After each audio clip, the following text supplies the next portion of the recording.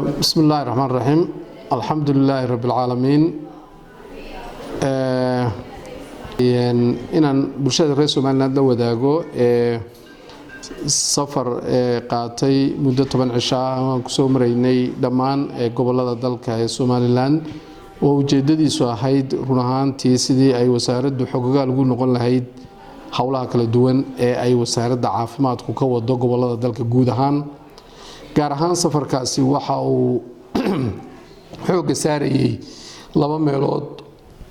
oo ay meesha koowaad tahay sidii aan kor loogu qaadi lahaa amba ay wasaaraddu kor ugu qaadi lahayd hawlaha dhinaca maanka ee ka socda gobolada kala duwan ee dalka xanuunada maanka ama xanuunada dadka maanka ka buka muddooyinkii u dambeeyay waxay ahaayeen xanuuno aanay hay'adaha wada shaqeynta la leh wasaaradda horumarinta caafimaadku aanay xooga saarin oo run ahaantii meelo runtii u muuqday meelo la hagradaya sidaa daraaddeed waxa ay qaran ahaan aan go'aan ku gaadhnay in aynu qaranku uu wax ka qabto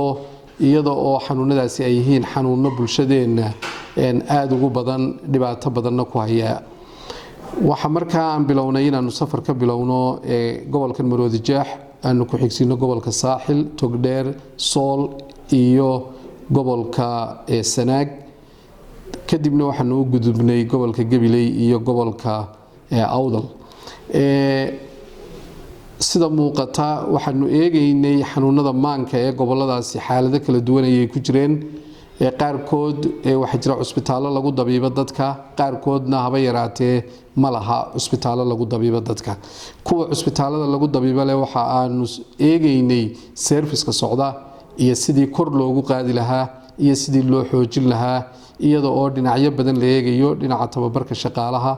dhinaca cuntada iyo nafaqada dadku ay qabaan dhinaca infrastructure-ka iyo dhismayaasha ay dadkaasi ku hoos jiraan dhinaca huga iyo wixii loo xidhay dadka intaba waanu eegaynay iyada oo la doonayo in intaba wax laga qabto gobolada aan lahayn meelo lagu daaweeyo dadka sida gobolada Sool iyo Sanaag waxaanu soo dhagax dhignay meelihii dadka lagu dabiibi lahaa ama lagu la tacaali lahaa waxa kale oo ka soo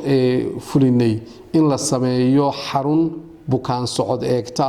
oo ay yeeshaan goboladaasi si loola sii tacaalo hawlaha maanka ee gobolada oo iyagana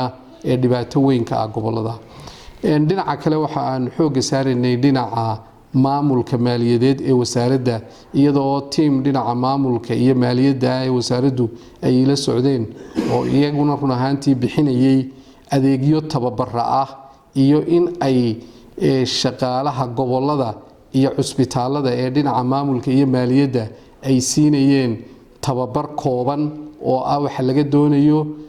dhinaca daahfurnaanta xisaabaadka wasaaradda isla xisaabtanka iyo maamul wanaagga dhinaca maaliyadda ee wasaaradda horumarinta caafimaadka safarkaygu intaas buu ahaa run ahaantii waxaan oran karaa wuxuu ahaa safar guul ku soo dhamaaday aananu ku soo marnay gobolada dalka intooda badan